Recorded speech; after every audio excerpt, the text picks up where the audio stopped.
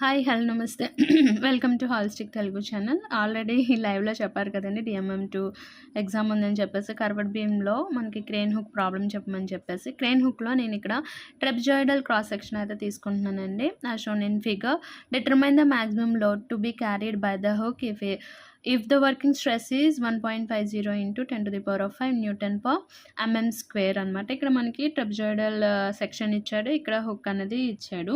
So ఇక్కడ ఈ given data అంటే ఇచ్చిన డేటా ప్రకారం మనం గివెన్ డేటా అయితే రాసుకుందాము. సో ఇక్కడ రాయటం ఏంటంటే కొంచెం లేట్ అవుతుంది కాబట్టి ఈ గివెన్ డేటా అంతా కూడా నేను రాసేసిన తర్వాత చెప్తాను. ఈలోపు మీకు ఏంటంటే సబ్స్క్రైబ్ చేసుకోకపోతే సబ్స్క్రైబ్ చేసుకోండి, అలాగే పక్కన వచ్చిన బెల్ ఐకాన్ని కూడా ఓకే చేయండి. దానివల్ల నేను లేటెస్ట్గా పెట్టబోయే ప్రతి వీడియో యొక్క నోటిఫికేషన్ అన్నది మీకు మొబైల్కి వచ్చేస్తుంది అనమాట డైరెక్ట్గా. ఈ వీడియోని అయితే లాస్ట్ వరకు చూడండి. అంటే డేటా బుక్ని ఎలా చూడాలి అన్నది కూడా నేను చెప్తాను. డేటా బుక్లో ఎలాగంటే నేనైతే జలాలుద్దీన్ యూజ్ చేస్తున్నాను, మీరు ఇంకేమైనా యూజ్ చేస్తే చూసుకోవాలి కదా, అది కూడా చెప్తాను అనమాట. సో ఈ లాస్ట్ వరకు చూసిన తర్వాత మీకు యూజ్ఫుల్ ఇంకా అంటే నార్మల్గా కాకుండా ఇంకా యూజ్ఫుల్గా అనిపిస్తే సూపర్ థ్యాంక్స్ అని కూడా యూజ్ చేయండి. దానివల్ల నాకు కొంచెం ఇన్కమ్ అనేది జనరేట్ అవుతుంది. సో ఈ విషయం మీకు తెలిసిందే. సో నేను గివెన్ డేటా అయితే రాసిస్తాను.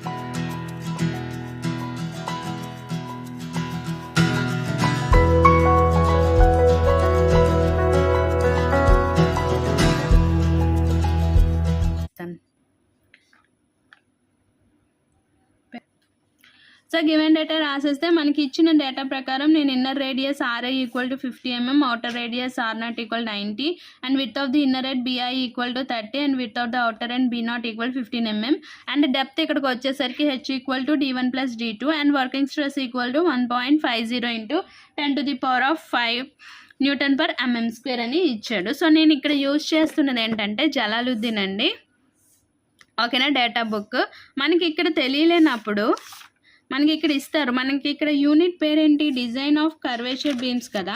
అంటే మనకి ఇక్కడ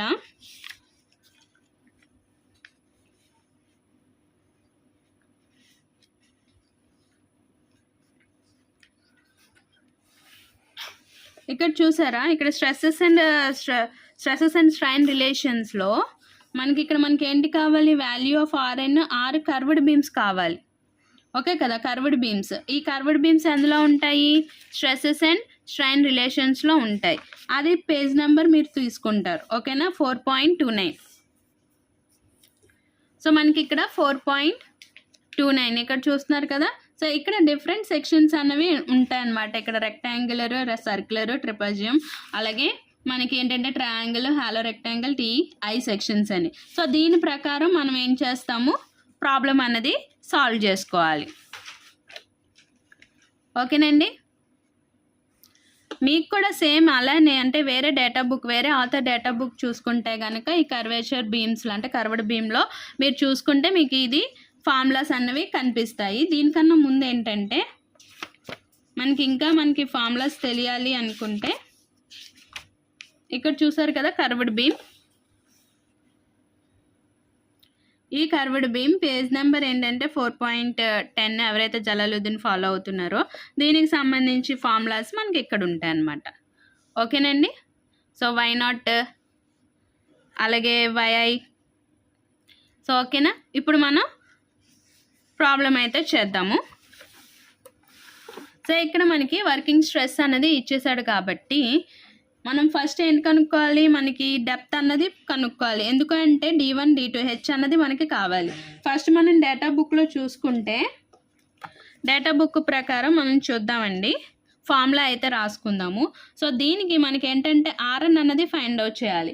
సో RN అంటే ఏంటంటే radius of curvature of the neutral axis, ఓకేనా. ఏంటండి, రేడియస్ ఆఫ్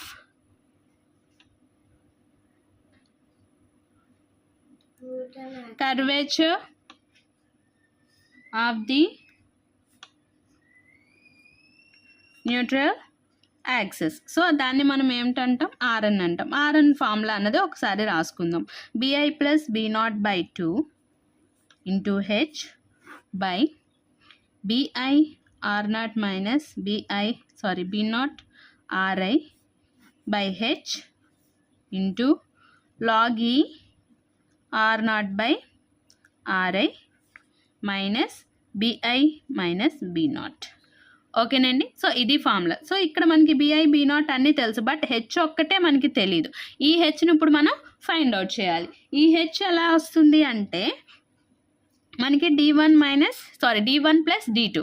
ఈ d1 ప్లస్ d2 అంటే d1 తెలియాలి, d2 తెలియాలి. ఓకేనండి. ఇక్కడ డయాగ్రామ్ చూడండి.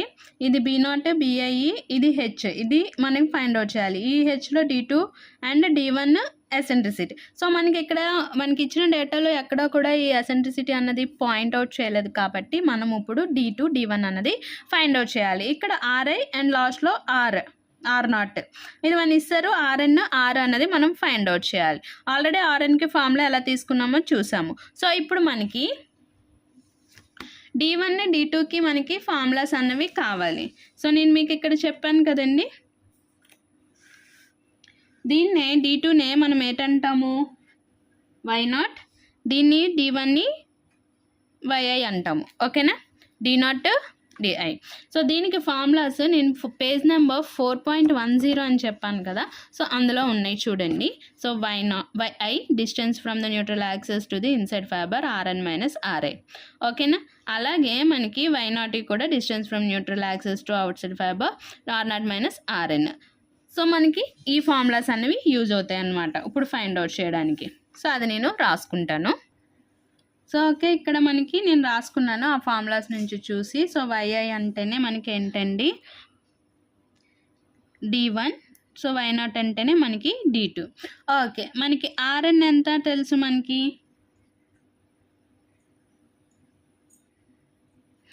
rn అంటే మనకి తెలీదు. సో rn అన్నది మనం ఫైండ్ అవుట్ చేయాలి.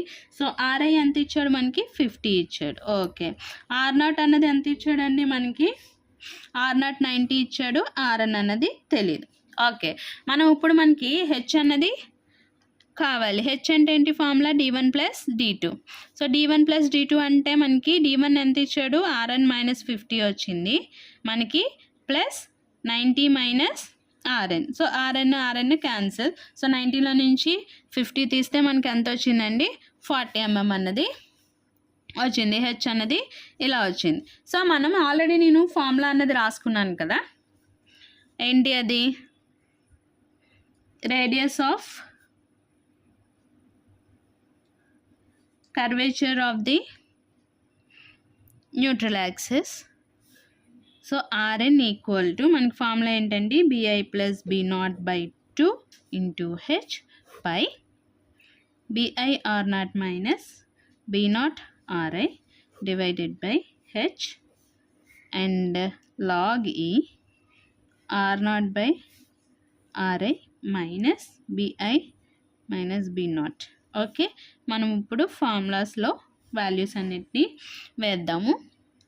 bi అంటే 30 ప్లస్ b0 అంటే 15/2, h అంటే 40 డివైడెడ్ బై bi అంటే 30 into r0 90 minus b0 15 into ri 50 by 40. దీంట్లోనే లాగ్ ఈ r0 అంటే 90 బై ri అంటే 50. So minus bi 30 and b0 15. Okay, so ఇప్పుడు మనం క్యాలిక్యులేట్ చేద్దాము. 30 ప్లస్ 15 డివైడెడ్ బై 2 ఇంటూ 40 మనకి ఎంత వచ్చిందండి, 900. So next 30 into 90 minus 15 into 50 divided by 40. Okay, అంటే ఇది కూడా మల్టిప్లికేషనే కాబట్టి ఇంటూ లాగ్ ఈ అంటే ln అండి, క్యాలిక్యులేటర్లో ln ఉంటుంది, బ్రాకెట్ ఓపెన్ 90 డివైడెడ్ బై 50, ఇది bracket open second bracket. So మనకి చేస్తే 65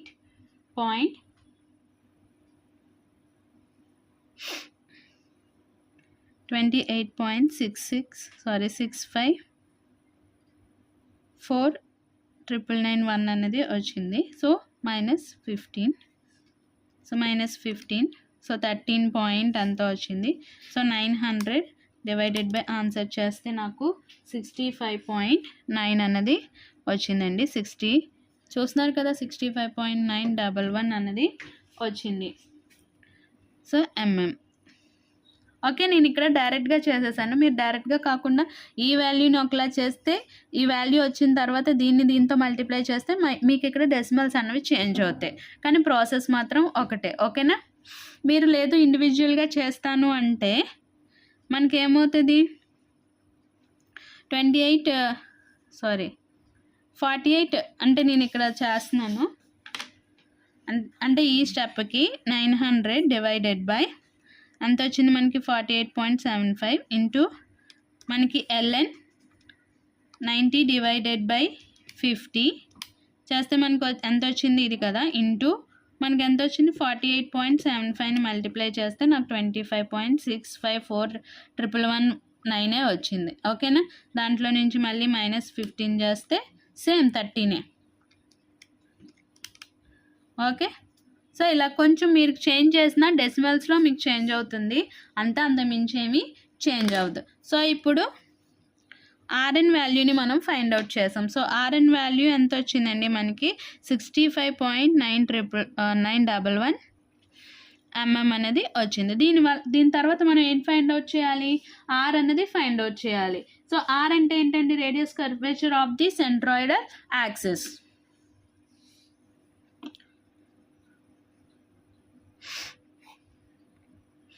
Radius of curvature of the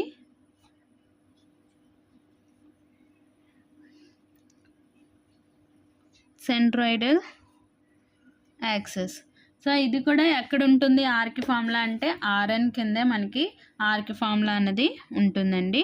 RI plus H BI plus 2BO. అంటే యాక్చువల్గా నేను ఎందుకు ఇంత ఫాస్ట్గా చెప్తున్నానంటే మళ్ళీ నేను ఎడిటింగ్ చేయాలి, ఎడిటింగ్ చేసి దీన్ని మళ్ళీ మీకు చేయడానికి నాకు ఇంకా టైం పట్టేస్తుంది అనమాట. కానీ ఫస్ట్ మీరు అడిగారు కాబట్టి నేను ఇంత ఫాస్ట్గా చేయాల్సి ఉంటుంది. ఆర్ఎన్ ఎంత వచ్చిందండి మనకి, సో 65.911 ప్లస్ హెచ్ అంటే ఎంత వచ్చింది మనకి 40, బిఐ అంటే ఎంత 30. ఈ బిఐలు బి0లు వేసుకునేటప్పుడు మాత్రం కన్ఫ్యూజ్ అవ్వద్దండి అసలు. ఎందుకు అంటే దీనివల్లే మనకి ప్రాబ్లం అనేది మిస్టేక్ అయ్యే ఛాన్సెస్ అనేవి చాలా ఎక్కువ ఉంటాయి. సో నేను ఇక్కడ ఇండివిజువల్గా చేసేస్తున్నాను. 2 × 15 30, 30 + 30 60, 60 × 40 2400 divided by 30 + 15 45 into 3 135 ప్లస్ మనకి ఇక్కడ ఎంత వచ్చింది 65.911. 2400 divided by 135 ప్లస్ 65.911. సో చేస్తే మనకి ఎంత వచ్చిందండి 83.688 అన్నది వచ్చింది. Okay, are. సో తప్పు చేయొద్దని నేనే తప్పు చేస్తాను. ఇక్కడ ఆర్ఐ అంటే ఆర్ఎన్ వేసేసుకున్నాను. ఆర్ఐ అంటే ఎంత ఇచ్చాడు మనకి 50. సో 50 వేసుకోవాలి, అప్పుడు ఆన్సర్ అన్నది చేంజ్ అయిపోతుంది. ఓకేనా, 2400 డివైడెడ్ బై 135 ప్లస్ 50. సో ఎంత వచ్చింది, R equal to 67.77. Okay, MM అన్నది వచ్చింది. సో ఇక్కడ ఏంటంటే మీరు అడిగిన దానికి నేను ఎందుకంటే నాకు వీక్ టైం ఇవ్వమని అడుగుతాను. నా రైట్ సైడ్ ఒక అమ్మాయి ఉంది, మా అమ్మాయి, నా లెఫ్ట్ సైడ్ ఆ అబ్బాయి ఉంది. వాళ్ళిద్దరిని చూసుకుంటూ వీడియో అనేది చేస్తున్నాను. సో ఇలాంటి మిస్టేక్స్ వస్తాయి అన్నమాట. అందుకే నాకు కొంచెం టైం ఇస్తే వాళ్ళు పడుకున్నప్పుడు అలా నేను వీడియోలు షూట్ చేయడానికి నాకు టైం ఉంటుంది. సో ఇంతలా చేస్తున్నాను కాబట్టి మీరు కొంచెం నాకు సపోర్ట్ చేస్తే బాగుంటుంది. ఓకేనా, వీడియో లాస్ట్ వరకు చూడండి. ఈ మిస్టేక్కి సారీ అండి, ఏమనుకోవద్దు. ఇప్పుడు ఈ డయాగ్రామ్ ప్రకారం మనం అన్నీ ఫైండ్ అవుట్ చేస్తాము. హెచ్ ఫైండ్ అవుట్ చేస్తాము, Y0 ఫైండ్ అవుట్ చేస్తాం, YI, బట్ ఎసెంట్రిక్ అన్నది ఉండిపోయింది కదా. సో ఈ ఈ అన్నది మనం ఫైండ్ అవుట్ చేయాలి. ఈ ఫైండ్ అవుట్ చేయాలంటే ఫార్ములా ఏంటండి మనకి, ఇవన్నీ తెలుసు కదా. సో ఈకి ఫార్ములా ఏంటంటే ఆర్ మైనస్ ఆర్ఎన్. ఏంటండి? R minus RN. So next distance between the centroidal axis and neutral axis E అన్నది ఫైండ్ అవుట్ చేయాలని చెప్పాను కదా. So R minus RN. So values వేస్తే మనకి 1.866 mm అనేది వచ్చింది. తర్వాత మనకి bending moment of the centroidal axis మనకి తెలుసు కదండి. బెండింగ్ మూమెంట్ కావాలి అంటే లోడ్ ఇంటూ డిస్టెన్స్ అన్నది. సో ఇక్కడ ఎక్స్ అన్నది ఏమవుతుంది అంటే ఆర్ఏ అవుతుందండి. సో ఇక్కడ ఎక్స్ ఈక్వల్ టు ఏంటండి? ఆర్ అనమాట. సో డబ్ల్యూ అంటే మనకి ఎంతో తెలియదు కాబట్టి ఇంటూ మళ్ళీ పాయింట్ అనుకుంటారు దాన్ని. So W into 67.777 Newton MM. So ఇక్కడ మనకి స్ట్రెస్ అనేది ఫైండ్ అవుట్ చేయాలి. సో స్ట్రెస్ అనేది టెన్జైల్ స్ట్రెస్ అవుతుంది. సో డబ్ల్యూ/ఏ అంటే పీ/ఏ. పీ అంటే మనకి లోడ్ కదా, లోడ్ అంటే మనకి తెలియదు కాబట్టి డబ్ల్యూ. అండ్ ఏరియాకి వచ్చేసరికి మనకి ఎంత ఇచ్చాడంటే 900. ఇక్కడ మళ్ళీ ఏరియా ఎలా వచ్చింది అనుకుంటారు. సో ఏరియా అన్నది మనం ఎలా అంటే ట్రెప్జాయిడల్ సెక్షన్ కాబట్టి మనకి ఫార్ములా అనేది తెలుసు కదండి. A equal to half into H బి0 ప్లస్ బిఐ అనమాట. సో హాఫ్ 40 ఇంటూ 30 ప్లస్ 15 చేస్తే మనకి 900 అనేది వస్తుంది ఎంఎం స్క్వేర్. ఓకే, ఏరియా అన్నది. సో ఇలా వచ్చిన తర్వాత మనం ఏంటి ఫైండ్ అవుట్ చేయాలి? సో ఇక్కడ సిగ్మా బిఐ అండ్ సిగ్మా బి0 అంటే maximum bending stress inside the fibre and outside the fibre అనేది మనం ఇప్పుడు ఫైండ్ అవుట్ చేయాలి. సో ఈ ఫార్ములాస్ రాసి మీకు చూపిస్తాను. సో ఇక్కడ చూడండి, మ్యాక్సిమం బెండింగ్ స్ట్రెస్ మనకి ఏంటంటే fibre sigma BI equal to M Y I by A into E R I. So M అన్నది మనం ఇక్కడ ఆల్రెడీ క్యాలిక్యులేట్ చేసాం 67.777 డబ్ల్యూ. అండ్ మనకి వైఐ అన్నది మనకి ఇక్కడ ఆర్ఎన్ మైనస్ 50 వచ్చింది కదా. సో దాని ప్రకారం తీసుకుంటాం అనమాట. ఆర్ఎన్ వాల్యూ వేసి మనం ఇక్కడ మైనస్ చేస్తాము. మైనస్ చేసి మనకి 900, ఈ అంటే మనకి 1.8650. సో మల్టిప్లై చేసి మనకి ఆన్సర్ ఎంత వస్తుందండి? సిగ్మా బిఐ అనేది 0.012 డబ్ల్యూ అనేది వస్తుంది. సో ఇక్కడ మనం ఫైండ్ అవుట్ చేయాల్సింది ఏంటంటే మ్యాక్సిమం లోడ్ అన్నది ఎంత క్యారీ చేస్తుంది అన్నది మనం ఫైండ్ అవుట్ చేయాలి. సో ఇక్కడ మనకి మ్యాక్సిమం టెన్జైల్ స్ట్రెస్లో sigma T max equal to sigma T into sigma BI. ఓకేనండి. సో మనకు ఆల్రెడీ సిగ్మా టీ అన్నది మనకి డేటాలో ఇచ్చేసారు. సిగ్మా టీ మనం ఫైండ్ అవుట్ చేసాము. ఇక్కడ 1.11 వచ్చింది కదా. So 1.11 into 10⁻³ - 3 W. సో అది మనకి సిగ్మా బిఐ అన్నది 0.012 డబ్ల్యూ అనేది వచ్చింది. సో దీని నుంచి డబ్ల్యూని మనం కామన్ తీసి రెండింటిని యాడ్ చేస్తే మనకి 0.01311 అన్నది వస్తుంది. సో దీని నుంచి మనం డబ్ల్యూ అనేది ఫైండ్ అవుట్ చేస్తాం అనమాట. సో ఇలా ఫైండ్ అవుట్ చేసిన తర్వాత మనకి ఇక్కడ డబ్ల్యూతో అయిపోయింది. ఎందుకంటే వాడు ఏమడిగాడు? మ్యాక్సిమం లోడ్ అన్నదే అడిగాడు. సో ఇక్కడ మనకి రిజల్ట్ అన్నది రాయాలి. సో ఈ రిజల్ట్లో మీరు ఏవేవైతే ఫైండ్ అవుట్ చేశారో అంటే డెప్త్ ఫైండ్ అవుట్ చేశారు, తర్వాత YI equal to D1 find out చేశారు, next Y0 D2 find out చేశారు, తర్వాత ఆర్ అన్నది ఫైండ్ అవుట్ చేశారు, ఈ అన్నది ఫైండ్ అవుట్ చేశారు, నెక్స్ట్ ఏరియా ఫైండ్ అవుట్ చేశారు sigma BI and maximum tensile stress నుంచి మనకి లోడ్ అన్నది ఫైండ్ అవుట్ చేశారు. సో ఇలా మీరు రిజల్ట్లో రాయాలన్నమాట ఇన్ పాయింట్స్. సో ఈ వీడియో మీకు ఇంకో విషయం మర్చిపోయానండి. ఇక్కడ మనకి ఇచ్చిన డేటాలోనే ఫ్యాక్టర్ ఆఫ్ సేఫ్టీ కనుక ఇచ్చినట్టయితే అంటే 3 కానీ 6 కానీ 5 కానీ ఫ్యాక్టర్ ఆఫ్ సేఫ్టీ ఇచ్చినట్టయితే అంటే సేమ్ ఇదే ట్రెప్జాయిడల్కే హుక్కే క్రేన్ హుక్కే మనకి ఇలా కనుక ఇచ్చినట్టయితే మీరు ఆ ఫ్యాక్టర్ ఆఫ్ సేఫ్టీని ఎక్కడ వేయాలి అంటే మనకి ఇక్కడ టెన్జైల్ స్ట్రెస్ ఇచ్చాడు కదండి. సో ఇక్కడ మనకి ఈ sigma T divided by FS అన్నది వేయాలి. అంటే ఫ్యాక్టర్ ఆఫ్ సేఫ్టీ అన్నది వేయాలి. అంటే ఇప్పుడు నాకైతే టైం లేదు కాబట్టి అంటే ఫ్యాక్టర్ ఆఫ్ సేఫ్టీతో ఎలా ఇస్తే ఎలా చేయాలి అన్నది.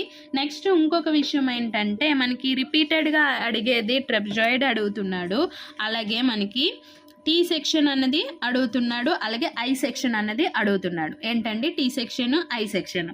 వీటి యొక్క ఫార్ములాస్ అన్నవి ఇవేనండి. ఓకేనా? వీటి యొక్క ఫార్ములాస్ అన్నవి ఇవే. అంటే ఆర్ఎన్ అంటే ఇదే ఫైండ్ అవుట్ చేయాలి, ఆర్ అంటే ఈ ఫార్ములాస్ వేసే ఫైండ్ అవుట్ చేస్తారు. దీని తర్వాత నేను ఏ ప్రాసెస్లో అయితే చెప్పాను అంటే ఫస్ట్ ఆర్ ఫైండ్ అవుట్ చేస్తారు, హెచ్ ఫైండ్ అవుట్ చేస్తారు, అలాగే మనకి ఇక్కడ టీ అనేది ఇస్తాడు, థిక్నెస్ అనేది ఇచ్చేస్తాడు. తర్వాత ఈ ఫైండ్ అవుట్ చేస్తారు. నెక్స్ట్ ఎం అనేది ఫైండ్ అవుట్ చేస్తారు. ఏరియా అన్నది ఫైండ్ అవుట్ చేస్తారు. నెక్స్ట్ సిగ్మా బిఐ అన్నది ఎలా వస్తుందో చూసాం కదండి. సో డేటా బుక్లో అక్కడి నుంచి సేమ్ ఫార్ములా ఇదేం మారదు. మనకి ఇక్కడ మారేది ఏంటంటే ఆర్ఎన్ ఆర్ అలాగే హెచ్ అనేది మారుతుంది అంతే. అంతకుమించి ఇంకేమి ఎక్కువేమి మారవు. మిగతావన్నీ ఇక్కడ కామన్. ఇందులో కూడా డైరెక్ట్గా ఇచ్చేస్తాడు, అంటే ఫ్యాక్టర్ ఆఫ్ సేఫ్టీ ఇవ్వకుండా ఇస్తాడు. ఇందులో మళ్ళీ ఒకవేళ ఫ్యాక్టర్ ఆఫ్ సేఫ్టీ వస్తే కనుక ఇందులోనే చేస్తామన్నమాట. దీంట్లోనే ఒక్కొక్కసారి మిమ్మల్ని కన్ఫ్యూజ్ చేయడానికి ఎలా అడుగుతాడంటే లోడ్ కెపాసిటీ ఫ్యాక్టర్ అని అడుగుతాడు. ఈ లోడ్ కెపాసిటీ ఫ్యాక్టర్ అన్నా కూడా మనకి ఈ డబ్ల్యూ కిందే వస్తుంది అని అడుగుతాడండి. లోడ్ క్యారింగ్ కెపాసిటీ అన్న మ్యాక్సిమం లోడ్ అన్న ఒకటే. ఓకే, లోడ్ ఫైండ్ అవుట్ చేయడమే. Load carrying capacity of the crane hook are capacity of hook అంటే ఫైండ్ అవుట్ ద లోడ్ అంటే మనకి తెలుసు డబ్ల్యూ అన్నది ఫైండ్ అవుట్ చేయాలి. లేదు అంటే కెపాసిటీ ఆఫ్ హుక్.